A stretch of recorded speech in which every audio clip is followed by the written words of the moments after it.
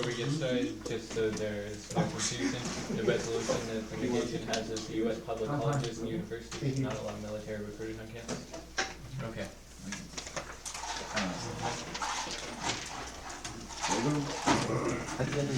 Good luck to you both now. Round of applause, congratulations. Yes, so before we begin, congrats on getting here and thank you all for being here. Okay, so let's get started. My partner and I stand in the firmest affirmation of today's resolution. The U.S. public colleges and universities should not allow military recruiters on campus. Before I go into more detail about why we're affirming today, I'd like to thank everyone here for making this debate possible and jump right into some resolutional analysis. Now, first off, most of the terms of today's resolution are pretty self-defining, should indicate that this is a policy round which will be weighed on net benefits to everyone in the world, everyone in the universe, everyone in the galaxy, if you want, doesn't really matter. Now, in addition to that, the rest of the terms are pretty self-defining and will be contextually defined in our plan. Our plan is simply that the colleges and university system of the United States will pretty much just bar military recruiters of the U.S. military from going on their campuses. It's pretty straightforward. I don't think there should be any problems with that. This plan will be instituted as soon as possible and will be enforced by normal means. There shouldn't be any funding necessary, but if there is, it will also be coming from normal means. Now, moving on to our first of three advantages. Our first advantage is coming off of mental health. Subpoint A is that right now people are coming out of college and instead going into the military and joining the military. This is having major negative effects on their mental health and is hurting them. Let's look at some of the numbers behind this. We can see that first off, according to the Congressional Research Service, there are currently 2.3 million American vets of Iraq and Afghanistan, and an estimated 20% of them have PTSD or depression, which is majorly harmful to their mental health. This leads to numerous problems for them, including an inability to participate in the workforce in the long run, an inability to truly function in their social relationships, and it makes them so that they end up pretty much less than human because they are not able to fully participate as a member of society. So it's in a form dehumanizing to them and overall hurts them greatly. In addition to that, we can see that the numbers for PTSD are likely much lower now than what they're actually going to end up being. We can look at how the National Vietnam Veterans Readjustment Study found that many cases of PTSD end up being delayed. The initial studies of people after Vietnam found that only 15% of those veterans had PTSD. More recent studies have found that it's as high as 80%, or 4 out of 5 people. So what we see is that this PTSD can take a long time to set in, and the effects can be very harmful. In addition to that, more than just the PTSD, according to RAND, 50% of these people end up not seeking treatment, and only half of those that do seek treatment end up getting successful treatment. This harms these people because when they aren't even getting the treatment that they need and the treatment that they deserve, it prevents them from truly solving the problems that they have. More than just the PTSD, 19% of them have traumatic brain injuries, or TBI, and this prevents them even further and is even harder to fix. More than that, sorry, I keep using that connector, whatever, but Dr. Susan B. Eisen found in her study that 39% of our recent veterans have alcohol abuse problems, which is greatly hurting them and hurting their families. That's causing problems for them domestically and just with their lives in general. The New York Times also stated that there have been more non-combat deaths in the military than combat deaths in 2012, and we've seen that continuing last year as well. It's estimated that there are 5,000 military suicides every year, and that's a problem that Shay and I want to solve, and we want to get rid of that because no person should be dying because of the mental health that happened because these military recruiters convinced them to join the fight. The Department of Defense also has stated that there are large sexual abuse problems in the military. Their official numbers are 26,000 people a year are sexually assaulted in the military. We need to keep in mind that this is only sexual assault and not sexual harassment as a whole thing, when there is a clear difference, and that means that there are other people who are not being counted. It also means that there are it doesn't count people who are outside of the military who are now being harassed by these people who are in the military. So there are major problems that come along with that as well. Now, what we're going to be seeing is that under the affirmation plan, when we decrease the people in the military, there are less people who are going to be getting these problems that come along with PTSD, and less problems that come along with joining the military overall. Moving on to our second advantage, it's a bit of a smaller advantage, but it's about education. And what we're going to be seeing here is that right now, when these people are coming out of their schools in order to join the military, that's effectively holding their education. Most of them are like, oh, we can go back and we can get that education. We can come back after we serve in the military. But the majority majority of them end up not doing that. So these students are leaving, then they, so the link here, what we're going to be doing, we're making it so that the students are less likely to join the military, they're more likely to stay and complete their education, which leads to the impacts of helping them improve their own quality of life because they complete their education and are therefore more able to gain jobs for themselves. The third and final advantage is coming off of a decrease in hedge and hard power. So what we're going to be seeing is that when we have less people who are joining the military, that's going to make it so that our military is not quite as strong. And a lot of this, even though the negation is probably going to come up here and argue to you that this won't make a big difference in how big our military is, it's going to have a large perceptual link because what we're doing is we're making it so that these other countries notice that the U.S. is at least taking a stance and at least taking methods, or at least doing something to try to decrease the huge size of our military. So we're going to be improving the hegemonic perception of the U.S. On the international scale. In addition, there's a major problem with the military-industrial complex in the United States and the status quo. So what we're going to be doing is the link here, we're making it so that the complex is less normalized because people just assume that if these military recruiters are allowed on their college campuses, then it's something totally acceptable and it's something that we want to be promoting. We are promoting the idea that war is always okay, and that's not something we want these students to be thinking. We need to be training our young and our students to know that war is often very harmful and is one of the biggest impacts because it leads to rampant dehumanization and clear death. That's pretty much the definition of war. In addition to that, we need to see that when we have a smaller military, that decreases the need for other countries to build up their militaries in return. It prevents a Cold War situation because we have less of a need to build up militaries on the international sphere. Smaller military also decreases the likelihood of war directly because when countries think that they are not as strong militarily, they are less likely to start a conflict. If you don't think you can win a conflict, then you are not going to start a conflict. That's one of the most basic laws that Sun Tzu brought up in his Art of War, and I know that's a bit of an old reference, but it still stands because it is pretty much the basis of all military theory that we see in our modern world. So his point still stands about how we need, you can't really be getting into a fight if your military is not strong enough to win. So we're decreasing the likelihood of fighting. And in addition to that, when we decrease the likelihood of fighting, we decrease the likelihood of totalitarianism, which comes along with the fighting itself and is an obvious negative impact. And just a quick walk of what the negation might be saying on against this hedge point, we can see how Chris Fetwise at Tulane University said that hedge doesn't actually lead to stability, and Chris Lane at Texas A&M said that hedge is not sustainable because it leads to rampant debt, which causes lack of faith in the dollar and ends in the dollar losing its reserve status and causing the U.S. economy to have very negative effects. So for all these reasons,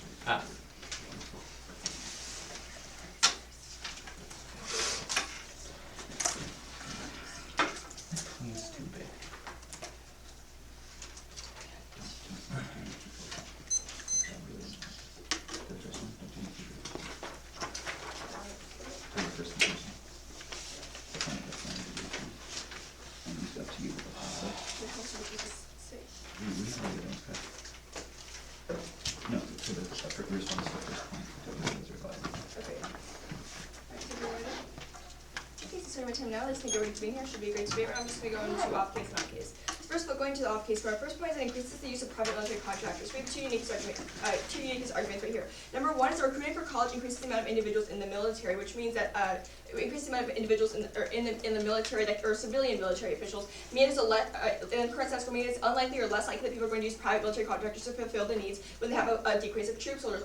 Contrary to what they're going to be saying, what we're going to be arguing through this entire case, that the military is not going to shrink, as opposed to what they're saying, but they're actually going to be doing just replacing the gap of void of storage with private military contractors who are actually worse. The status quo sees a kind of shift in this, and the reason why private military contractors are worse than average soldiers is number one, they're not accountable to law most of the time, so military law is very strict. There's a lot of strict military codes that soldiers actually have to abide by. There's strict punishments when they do things wrong, but military contractors are very much held less accountable to these specific types of laws, so they oftentimes contribute more human rights abuses. Some examples of these human rights abuses include shooting civilians from helicopters, other human rights activities, harassing individuals, all those kind of negative things as well. So we're looking at the human rights detriments that we're going to be talking about here today. A lot of times, I think at the end of this video, it's going to come down to weighing the PTSD or negative harms to the individuals that they're talking about versus the human rights crosses that are going on overseas when you replace these soldiers with private military contractors. I think we can both agree that the recruitment on college campus increases the presence of soldiers there. Second of all, by having private military contractors involved, you actually increase the likelihood of war. So status quo sees a reduced likelihood of war right now because what happens is that private military contractors have a vested economic interest in continuing having war. It's like,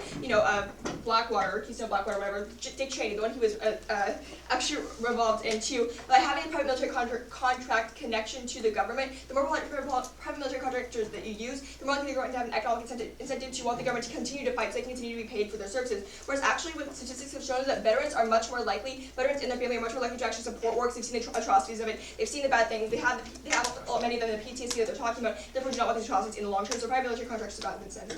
The warning here is that by not allowing military recruiters on campus, they can't spread the news or encourage individuals to join, which in turn reduces the size of the military, which means reduces the size of civilian forces, which means we need to replace individuals with military contractors. Pretty straightforward. The impacts are pretty much twofold. Number one, increased crime against humanity abroad, which is significant. Number one, because it makes a lot of other countries really mad at us. We do horrible military atrocities. We get a lot of bad things, bad diplomatic engagements with those other countries. Number two, horrible dehumanization for people of the countries. Civilians who are being shot as just carnage or extra casualty on the side of war. You see, increased dehumanization, harassment of individuals in other countries, which is inherently bad. And I think as a greater magnitude and scale in the PTSD that we are seeing domestically. Secondly, you see an increased probability of war, which leads to huge death and huge dehumanization. When you have a vested economic interest, which you could make the argument that in the Iraq War, there's a vested economic interest with military contractors connected to Dick Cheney, you can see that it increased the probability of war, the likelihood that there's going to be an economic incentive to continue war, which ultimately leads to death, increased dehumanization, and even increased PTSD that they're talking about. All their impacts about why war is bad or magnitude in this world with an increased likelihood. Going into our second discount, which is that the GI Bill and the skills and advantages of being involved in the military. The uniqueness here is also twofold. Number one, currently the GI Bill helps to pay for college debt and tuition. So contrary to what they're saying, most people who are going to be joining the military are going to be joining so either before they actually enter college or after they finish college. So they're not going to be actually interrupting their educational studies, or even if they are, it's not going to be at this huge magnitude because most cases won't just leave college. But however, the GI Bill often pays for debt and college tuition, meaning that college debt and debt from student loans is one of the highest debt burdens in the entire country, which leaves people with bad credit scores, unable to get mortgages in the future, bad things, and also have defaulting on loans, which is net economic harm for both them and society as a whole, which you solve for by having the GI Bill pay for things like tuitions, pay for things like college debt as well, which it does. The second thing you have is the military provides significant training programs. So oftentimes there's a huge STEM gap for STEM jobs in our country. So when you're looking at veterans going out in the world after they're done with being in the military, kind of trying to find jobs, the military provides significant science, technology, engineering, and math skills through things like being a doctor, engineering training, or even just like piloting things, or just operating technical skills. All those skills you learn from the military, as well as a good code of discipline, that sort of thing, which can be applicable to real world jobs. The warning here is by once again having college recruiters on cases increase the enlistment in the military because people are more likely to find out about these programs and therefore want to seek involvement in the military. Same thing that they have. We're just saying it's actually a beneficial thing. It's actually a beneficial thing to have these recruiters on campus because therefore they can spread this information about it. They can go on, and then of course our impacts are the inversion of those harms. Once again, people are not shut out these horrible debts and tuition loans afterwards. They might be more likely to move into post-grad school after they return, so therefore getting increased educational benefits, all of their educational benefits, but magnified in the long run because they can actually pay and afford it. Second thing is more likely to be invested in jobs in the future, have technical job skills, fill that big STEM job gap that we're currently seeing in our country. Therefore, not only are you employing more vets, but you're also filling a big crucial gap in helping us remain more competitive internationally in terms of these jobs and be more innovative. And going into their case, yeah, how good are education programs that are specifically supposed to be helping veterans that have PTSD? How well are they getting back into the educational system? I'm actually going to get to the PTSD point on your first point. I'm going to say that, well, I think our educational benefits still stand, but the military is actually taking significant strides to fix the mental health policy, seeing as there have been some recent shootings and other events that are related to PTSD, but I'm getting to that whenever we figure your point. So the first one is talking about mental health. They gave a lot of statistics about PTSD and negative mental health effects, which we agree are very, very bad, but you can see the status quo is starting to solve for these things more. The status quo is seeing a lot more movements towards combating PTSD. Yes, we agree that the Fort Hood shooting last week is a very awful, atrocious thing that could be attributed to PTSD or mental health issue, but as a result in response to these issues, the status quo and the federal government are moving ahead to, number one, increase the amount of psychologists and psychiatrists and such that are in these the military working and making sure that individuals have somewhere they can go. So they're investing a significant amount of money there. Second thing that they're doing is they're also increasing screenings for soldiers and individuals who might have a likelihood to have PTSD once they return. So the resources invested in the federal government are currently providing are able to solve this problem in the long term, which actually mitigates their impact. And when you're comparing this impact compared to the human rights atrocities abroad from military contractors, you can see that the impact is less so.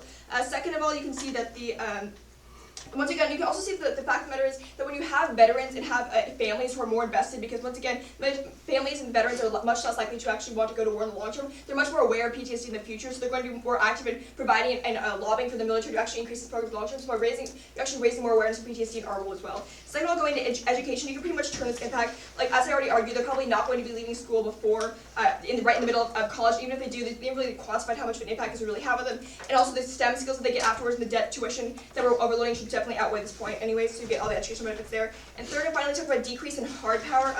So that people will be noticing the perceptual, there's not going to be any drop in our militaries, as we'll be arguing here today. The military is not going to suddenly decrease in size because they can't recruit on campus. They're just going to refill those vacant spots like they always do with military contractors. So you can cross-apply our military contractors point for here. They're not actually making the world a worse place, actually increasing the chance of war because those people have an economic incentive to actually do so. Second of all, by having veterans and by having college students and veterans and families, not military contractors, once again invested in the war, they're much less likely to advocate for war in the future because once again they know the atrocities of the war and don't want this to continue in the future. So seeing as I'm out of time, we're always using so we're clearly winning on the impact debate here. We've successfully repeated all the points. I just want to vote for the affirmative side or negation side.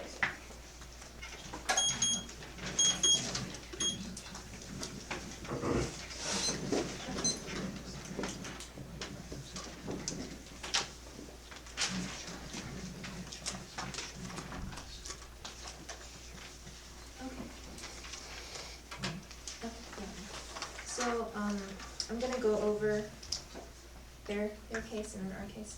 Yeah. Okay, so let's begin. So let's go over their first disadvantage, which is that we increase individuals in the military, which means that we use less military contractors. And they're saying that it's all good because PMCs, or private military contractors, are super awful and super bad, and say that they say that they are dehumanizing. Well, first of all, my response is that it's not unique. We're already using private military contractors. My second response is that wars are already ending now. There is no need to hire more private military contractors in the current status quo. And thirdly, a freak out. Oh, okay, so sorry. So freak out's more likely when you actually increase the actual size of the U.S. military instead of hiring more private military contractors. So we outweigh in terms of impact there. And also we see that there is no direct trade-off in any case. So we see that this point isn't really valid at this in the status quo. And so their second main contention is that GI Bills, and they talked about how we pay people for college and stuff, and how we have military training programs. My first response is that PTSD and mental health prevents people from actually returning to college. They aren't mentally capable of actually going through college and going through the academic rigor because they're simply not mentally stable enough and they're too traumatized. And secondly, people don't return regardless. And Daniel came up here and told you statistics on how people just simply don't go back to college after joining the military. And thirdly, my first and final advantage is that we can't just take it. You can't take advantage of the GI Bill benefits if you're dead. I mean, basically Daniel came up here and talked to you about how if we allow more people to join the military, we increase the likelihood of war. And I'm going to expound upon that later. But we see that since that's still true, we see that if you're dead, you can't necessarily just come back and go back to college and get better jobs and improve the economy. And we do see that people are far more likely to be dead because we increase the amount of war with increased hedge. And so that being said, let's go on to our case. So our first contention was our first advantage is basically mental health. And then he came up here and told you a bunch of statistics. I'm not going to repeat all of them, but they all still extend across. And he also talks about sexual assault. And now the only response that I heard on this was on the mental health, on the PTSD, and so on and so forth. And so they basically said we are improving psychiatrics, we are increasing screening. But my only response to it is that it's already happening, and it's clear that the statistics show that this is not enough. And so people are still suffering from PTSD. People are still being exposed to traumatic sites that prevent them from actually living their lives and dehumanizing them further because we basically subject them to a living death. And so we also see that just because they're increasing screening, just because they're improving psychiatrics, doesn't mean that we should still be subjecting people to the risk of developing PTSD, of developing other mental health issues by sending them to war, by sending them to combat zones, and so on and so forth. And then the third response I heard on this was that, if veterans and families are more invested, they're more active about PTSD. This doesn't necessarily happen, that's not really a good thing because they're basically saying that, it's okay if we increase the amount of people suffering from PTSD because then we'll have more people aware of it. But why do that when plan solves now? And so that being said, let's go on to our second advantage, which is education, but I'm actually just gonna just extend what Daniel said. And the only thing that they said was the GI Bills are going to solve, but once again, cross-apply what I said to their contentions. And then third and final thing, which is the most important in the round, I believe, or we believe as the affirmation, is the decreasing hegemony and hard power, and that's what we really need to do in the status quo. And so Daniel came up here and talked to you about how the perceptual link of threatens other nations by increasing the military. He talks about the military-industrial complex and how we need to normalize it less. And so he talks about how we decrease the of war, and we decrease the totalitarianism of war.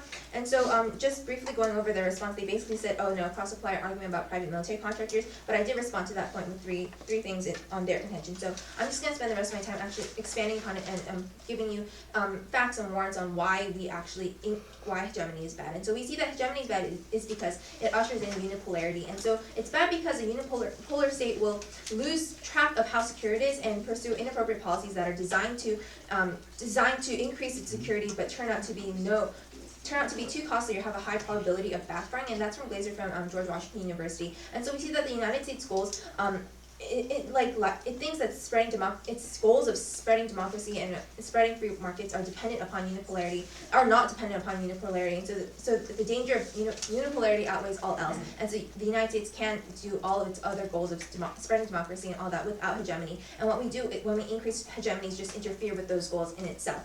And so we see that also further warranting it further. Mearsheimer, a professor of political science, says that states go to war to enhance security. And so we see that when the United States builds up its military, when we create the perceptual link that we are ready to go to war, when we are probably ready, or when we try to boost our power militaristically, states will be threatened by that perception, and so we see that to enhance their security, they will go to war, and we see that shown through empirics constantly, and we see that war is simply bad because even increasing the military just logically increases the chances of having more military conflicts, which then we see that conventional warfare also can.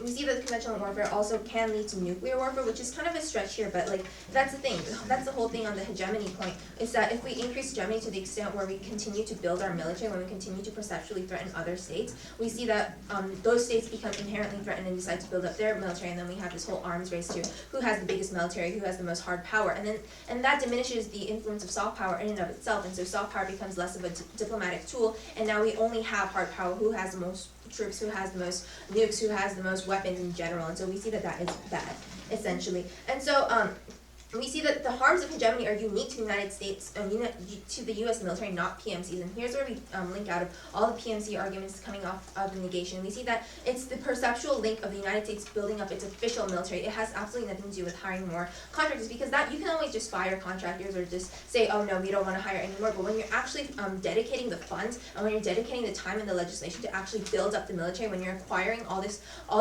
more troops, all these more weaponry, everything that goes along with expanding the military and its infrastructure, we see that in itself links to HedBad, and so we see that that's why it's all these harms are unique to the United States military and not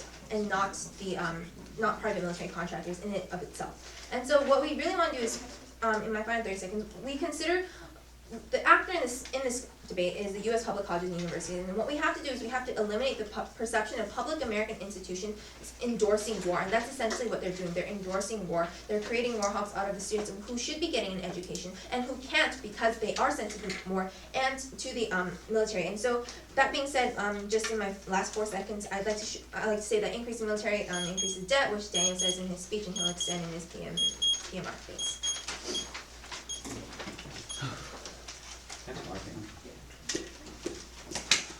Is it just me, or is this room just ridiculously Do you want to hot? see if you can open the door before Yeah, it starts speaking, maybe? Would that offend anyone else? No, It's this- weird because I don't feel hot, but my head. Yeah, hurts. my hands are just pure clam. Well, you're also like a semifinals, which.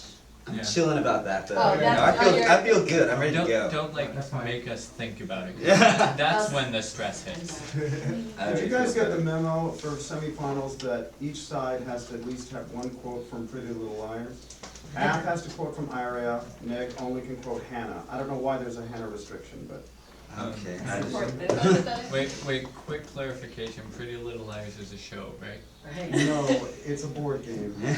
You just lost his ballot. Yeah, it's so much more than a show, don't you know? And the reminder's coming out after you don't get to speak anymore, so. All good. Is this enough air? Is this a little? This is little much better? better. Yeah.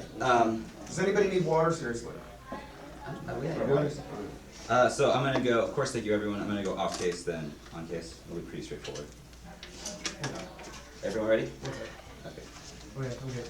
Alright, so let's start by talking about private military contractors. Their big response to this point, I'm going to talk about US hedge later, but one of the first responses they had to this point is that there's this is non-unique, we're already using private military contractors in the status quo. However, our argument, our response to this is pretty simple, we will be using more private military contractors. There's a lot of money that the DoD has. When you get rid of the amount of soldiers that are in there, that means that the DoD actually has more money to spend now, which means that there's going to be the lobby for private military contractors, which is extremely huge and powerful. We'll just start using and try to lobby for even more use of private military contractors because the US is going to still have the same amount of money in its defense budget and it's still going to have less, and it's going to have less resources to get this done, which means that it's going to have to use private military contractors, and the lobby is going to incentivize that even more. So there's a uniqueness, sure, that exists. However, it's much worse than their side of the flow because of the fact that the plan gives them more resources for the lobby to use. Their second response is that all of these wars are ending. Yeah, that's true. That mitigates all impacts on all sides of the flow. That means that PSD has less impact as well. That means that decreasing US hedge also goes down as well because of the fact that that's true for PSD and everything else. However, on our side, the unique thing that we have is that there's going to be there's going to be an increased chance of war happening on their side of the flow because of the fact that you have these private military contractors that have more money that they're trying to go after, that want more war to happen because that means that they're going to be making more money in the long term and they're going to be committing even more human rights atrocities. So when you're looking at that, that doesn't really matter. And then they talked about there's going to be more freak out because of the size of the military. However, when you look at it, when you look internationally, especially in the Middle East, it's not like they're just against the soldiers, the use of soldiers. There's also a huge outcry against the use of private military contractors because the US uses private military contractors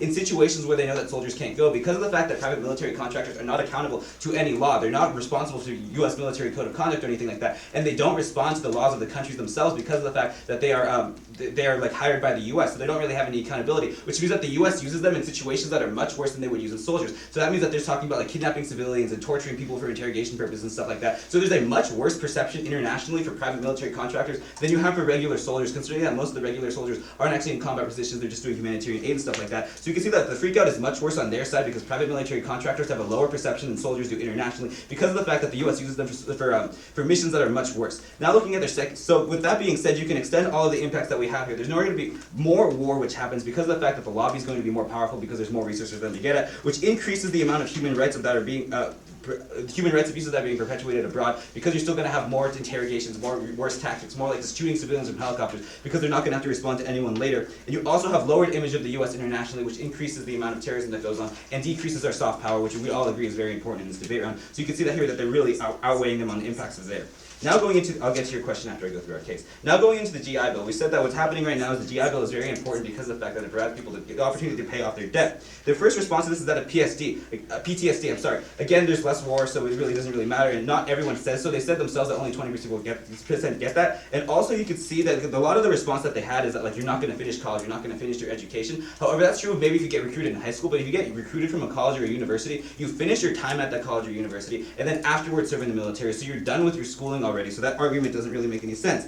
And then they also said like, what if you die? Again, there's less wars happening. We can all agree on that. So this doesn't really make a lot of sense. In both worlds, there's still going to be conflicts happening. It's just more on their side because of private military contractors, which means on their side there's going to be even more death. So they really didn't have a lot of adequate response to this. Nothing unique. They just kind of cross-applied what's going on to their case, which I will talk about later. So you can extend the arguments that we have here that there's going to be more debt for students coming out of college because of the fact that they don't have this option or they don't know about that this option exists. There's going to be more debt, which significantly decreases your ability to participate in the economy because you're spending all this money. You're more likely to default on your loans and all these bad things. And you also won't be as prepared for your future because the military does a lot of very good things to prepare people for STEM training, which the US has a huge deficit in and we're losing to globally. So it's very important that we have that preparation in the future. I'll answer your question now. Yeah, so my question was, why is private military contractors, why is their lobbying